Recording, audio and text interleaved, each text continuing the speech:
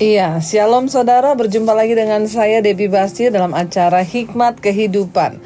Saya percaya kita semua semakin hari semakin menjadi orang yang berhikmat. Kenapa? Karena kita selalu mau diajar dan kita mau selalu belajar. Kenapa? Karena hikmat adalah kebijaksanaan yang datang dari Tuhan. Hikmat adalah takut akan Tuhan yang akan membawa kita untuk terluput dari segala malapetaka dan bencana dalam hidup kita.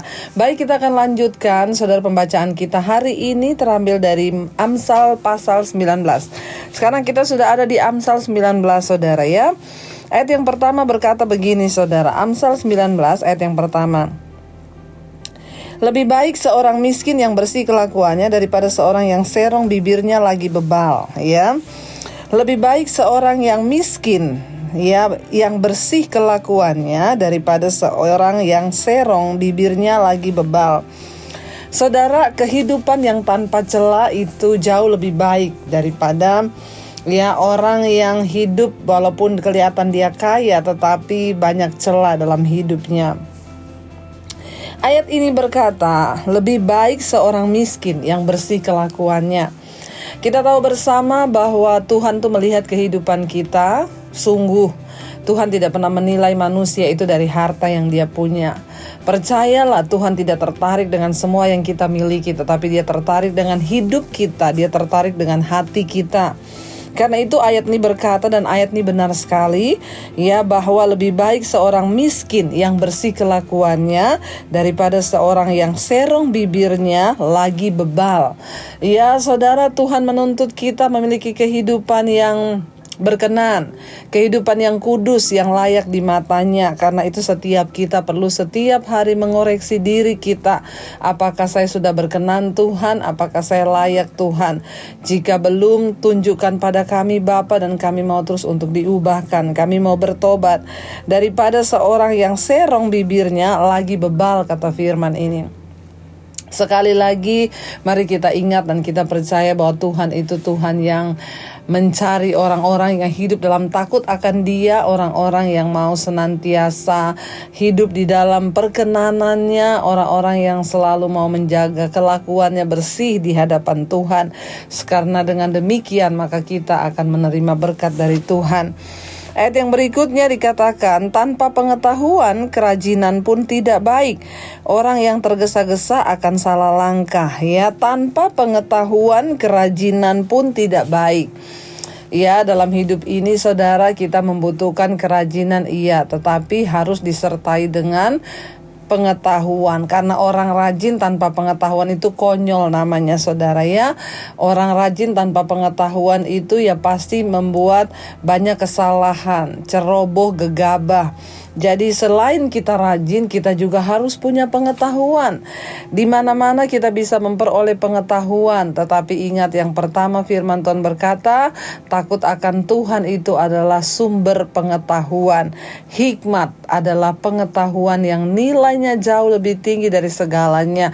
Karena itu saudara, kita tahu bersama orang-orang yang pintar, orang-orang yang punya IQ tinggi di dunia ini, sebut saja mereka para penemu-penemu. Mereka itu selalu setiap hari membaca firman Tuhan. Ya, dan kita percaya bahwa pengetahuan firman Tuhan itulah yang membawa kita kepada kepandaian. Jadi ingat, kerajinan tanpa pengetahuan tidak baik. Ya, orang yang tergesa-gesa pasti salah langkah. Jangan tergesa-gesa dalam hidup ini, di dalam mengambil keputusan apapun. Jangan tergesa-gesa menikah, ya. Kita harus mempertimbangkan dengan sungguh-sungguh tujuan dari sebuah pernikahan, dengan siapa kita menikah dan untuk apa kita menikah. Itu perlu pengetahuan dan perlu pertimbangan. Jangan tergesa-gesa untuk marah atau mengambil keputusan yang salah. Mari kita belajar untuk banyak merenung hari-hari ini sebelum kita mengambil keputusan. Karena orang yang tergesa-gesa pasti akan salah langkah. Kita berdoa supaya Tuhan terus memimpin hidup kita di dalam kebijaksanaan, dan kita tidak menjadi orang yang gegabah dan ceroboh. Karena apa? Orang yang tergesa-gesa itu pasti salah langkah. Apalagi mengambil keputusan di saat marah, ya. Jangan pernah saudara, karena keputusan yang diambil tergesa-gesa saat marah itu biasanya 90% adalah keputusan yang salah. Ya, ayat yang berikutnya, ayat yang ketiga berkata, kebodohan menyesatkan jalan orang, lalu gusarlah hatinya terhadap Tuhan. Ya, kebodohan, kata firman Tuhan di sini, kebodohan itu, ya, kebodohan menyesatkan jalan orang, lalu gusarlah hatinya terhadap Tuhan. Ada begitu banyak orang yang hari-hari ini datang kepada saya, mereka jatuh dalam malapetaka itu karena kebodohannya, karena tidak memiliki hikmat, salah menikah. Lalu ketika mereka sudah salah menikah, mereka memperoleh suami atau istri yang tidak sesuai dengan firman Tuhan, lalu akhirnya rumah tangganya berantakan, suaminya galak, suaminya tidak bertanggung jawab, demikian juga istrinya mungkin. Lalu akhirnya karena persoalan-persoalan itu, tidak sedikit yang datang pada saya dan bertanya, Bu, Tuhan itu ada apa enggak sih? Kenapa Tuhan memberikan saya rancangan yang seperti ini? Ayat ini dengan jelas berkata, kebodohan menyesatkan jalan orang, lalu gusarlah hatinya terhadap Tuhan. Padahal kenapa dia masuk dalam pencobaan? Bukan Tuhan yang memberi dia pencobaan, tapi kenapa dia masuk dalam pencobaan? Karena bodoh. Ya, kebodohan itu sudah menyesatkan langkahnya. Ada berapa banyak orang saudara yang datang kepada saya yang konseling tentang pernikahan. Lalu ketika saya tanya, ya dulu waktu menikah sudah berdoa belum? Belum, Bu. Ya, saya ketemu sama suami saya aja itu di nightclub lah. Saudara, ya kita sudah tahu kebodohan itu menyesatkan orang. Lalu ketika sudah tersesat jalannya, gusar hatinya kepada Tuhan, tidak percaya, meragukan Tuhan dan berkata, kenapa masalah saya tidak dijawab? Saya sudah berdoa lama, suami saya tidak dijamah Tuhan, dia tidak bertobat. Apakah Tuhan itu ada apa enggak sih? Nah, ya jangan sampai kita ini saudara masuk di dalam pencobaan karena kebodohan kita, lalu kita menjadi gusar dan tidak percaya kepada Tuhan. Bertobatlah, karena itu hari ini dengar hikmat, bagikan siaran ini kepada temanmu, anakmu, kepada adikmu, ya agar mereka juga memperoleh pengetahuan sehingga langkah mereka tidak tersesat. Ayat yang keempat berkata, kekayaan menambah banyak sahabat, tetapi orang miskin ditinggalkan sahabatnya. Iya, memang saudara, ini memang kenyataan yang terjadi. Orang itu kalau sukses diberkati, banyak orang mau dekat-dekat. Kenapa? Karena pasti mendapat keuntungan. Ya, tetapi orang miskin ditinggalkan sahabatnya. Tapi mari kita hari-hari ini belajar saudara. Ini ya, orang dunia di umumnya pasti seperti itu, tapi kita mau belajar kepada Tuhan. Kita belajar saudara untuk kita ini juga menjadi orang yang mau bersahabat dengan siapa saja. Kenapa? Karena Tuhan yang sudah lebih dulu memilih kita, Dia yang lebih dulu menyelamatkan kita. Ya, kita yang miskin di dalam apa saudara? Di dalam kebaikan dan kebajikan telah dijadikan kaya oleh Kristus, ya. Kaya di dalam kemurahan, kaya di dalam ya damai sejahtera, kaya di dalam berkat-berkat rohani. Jadi jangan memilih orang karena melihat kaya atau miskinnya. Ayat 5 berkata, saksi dusta tidak akan luput dari hukuman. Orang yang menyembur-nyemburkan kebohongan tidak akan terhindar. Percayalah, yang namanya kebohongan itu satu saat pasti akan terungkap. Namanya juga kebohongan, ya tidak ada kejahatan yang sempurna. Ya, itu adalah istilah dari para detektif, ya. Tidak ada kejahatan yang sempurna. Namanya kejahatan itu pasti ada kekurangannya, pasti ada celahnya untuk diketahui. Setidaknya yang kita tahu bahwa Tuhanlah yang mengetahui. Jadi di sini dikatakan saksi dusta tidak akan luput dari hukuman. Orang yang menyembur-nyemburkan kebohongan tidak akan terhindar. Ya, jadi saudara, daripada kita menjadi saksi dusta atau menyemburkan kebohongan, mari kita sebaiknya bertobat. Kenapa? Cepat atau lambat akan terungkap. Ya, apa yang kita lakukan, apa yang kita katakan. Ya, ada orang yang ya berkata begini-begini lalu dia bilang saya tidak mengatakan. Wah, itu bahaya saudara, ya pasti akan terungkap. Karena orang berkata begini, ada statement yang berkata begini, ya. Saudara, sepandai-pandainya orang menyimpan bangkai, satu saat pasti akan tercium juga. Yang namanya kebohongan tetap kebohongan, yang namanya dusta tetap dusta, pasti akan terkuak. Jadi bertobatlah ya. Banyak orang yang mengambil hati orang dermawan. Setiap orang bersahabat dengan si pemberi.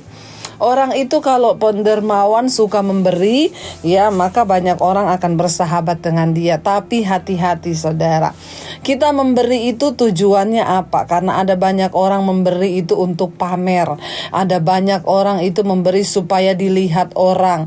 Ya kalau kita memberi supaya dilihat orang, maka kita tidak mendapat upah apa-apa di hadapan Tuhan. Alkitab berkata, waktu engkau beri tangan kiri, tangan kanan gak boleh tahu. Ya apalagi kita memberi lalu foto-foto di Facebook, lalu kita pamer saudara, kita nggak terima upah lagi.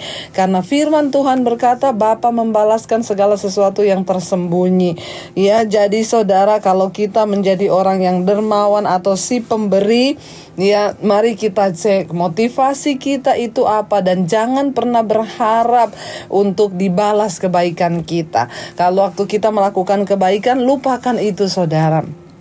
Ya, biar Tuhan saja yang membalasnya. Jangan kita ingat-ingat atau kita ungkit-ungkit lagi. Ayat yang ke-7 berkata, orang miskin dibenci oleh semua saudaranya, apalagi sahabat-sahabatnya. Mereka menjauhi dia. Ia mengejar mereka, memanggil mereka, tetapi mereka tidak ada lagi.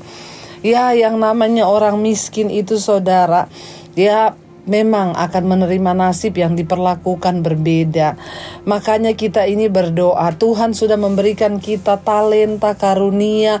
Nggak ada orang itu bisa sampai miskin kalau dia mau bekerja. Asal kita mau, pasti ada jalan. Ya jangan menjadi orang yang malas sehingga kemiskinan datang pada kita. Alkitab berkata, kemalasan itu temannya kemiskinan. Tapi orang yang rajin akan diberkati Tuhan. Makanya kita berdoa supaya kita tidak menjadi orang yang malas, supaya apa? Setidaknya hidup kita ini bisa menjadi berkat bagi orang. Kalau kita mungkin gak punya harta, marilah kita menjadi orang yang suka membantu, ringan tangan. Saya percaya orang itu sekalipun miskin, kalau suka membantu, banyak kok dicari orang saudara ya. Jadi kita berdoa saudara, supaya kita tidak dijauhi oleh saudara kita, tetapi kita mau menjadi orang yang sungguh-sungguh berdampak hidup kita.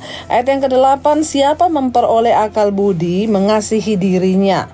Ya, siapa berpegang pada pengertian mendapatkan kebahagiaan. Saudara, kalau kita ini memperoleh akal budi, itu kebaikannya bukan untuk kita loh. Ya, kita itu dulu waktu ditegur orang tua, dididik orang tua, mungkin kita memberontak karena kita nggak tahu apa maksud dari didikan mereka itu. Sebenarnya saudara, siapa yang memperoleh akal budi atau hikmat itu mengasihi dirinya sendiri. Jadi kalau kita sebagai anak, kita bertindak baik, kita hidup dalam kebenaran, itu bukan hanya untuk kebahagiaan orang tua kita, tapi yang terutama untuk kebahagiaan kita sendiri, supaya kita tidak salah pilih jodoh, supaya kita tidak salah melangkah di hidup ini. Hikmat akan menjagai kita, akal budi akan memelihara nyawa kita. Makanya ayat ini berkata, siapa memperoleh akal budi mengasihi dirinya. Siapa berpegang pada pengertian mendapat kebahagiaan. Jadi ingat, hidup kita bahagia atau tidak tergantung pada kita sendiri. Ketika kita mau berpegang pada firman Tuhan, maka kita akan mengalami rancangan kebahagiaan. Tapi waktu kita jauh dari firman, maka hidup kita akan terjatuh dalam berbagai-bagai malapetaka. Ayat yang ke-9, saksi dusta tidak akan luput ya dari hukuman. Orang yang menyembur-nyemburkan kebohongan akan binasa. Diulangi lagi, ingat, jaga mulut kita, jangan menjadi saksi dusta. Karena apa? Orang yang menyemburkan kebohongan akan binasa. Ada banyak orang yang sering berbohong tapi merasa biasa saudara, sering berbohong tapi masih merasa aman. Kita berdoa supaya Tuhan jagai ya hati, mulut, lidah kita untuk bisa mengucapkan kebenaran dan tidak ada kebohongan. Ayat 10, kemewahan tidak layak bagi orang bebal, apalagi bagi seorang budak memerintah pembesar. Ya, kemewahan itu tidak layak bagi orang bebal. Orang bebal itu nggak mungkin memperoleh kemewahan. Demikian juga seorang budak itu tidak patut kalau dia memerintah petuannya atau pembesar. Saudara, mari kita terus berdoa agar Tuhan memimpin kita dan hidup kita boleh memperoleh hikmat. Saya berdoa setiap kita berada di dalam jalan kebenaran, mari kita terus mencari Tuhan dengan hati yang sungguh-sungguh agar kita memperoleh hikmat dan pengetahuan. Mari kita satukan hati kita berdoa, biarlah kita mau sungguh-sungguh menjadi pelaku firman Tuhan. Terima kasih Bapa, roh jiwa dan tubuh kami serahkan dalam tangan kasih kuasa-Mu. Tuhan pimpin kami, sertai kami.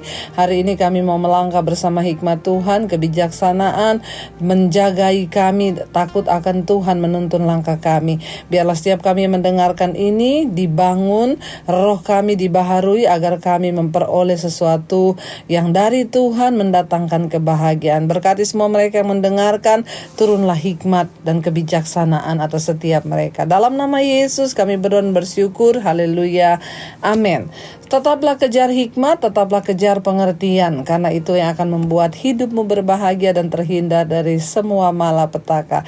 Kejarlah hikmat kehidupan. Tuhan memberkati. Jika Anda diberkati dengan channel saya, jangan lupa tekan tombol subscribe, dan jangan lupa like, share, dan komen, dan jangan lupa untuk mengklik tombol lonceng di bawah ini supaya Anda mendapatkan pemberitahuan setiap kali saya mengupload video-video yang baru. Jangan takut karena gratis. Tuhan memberkati.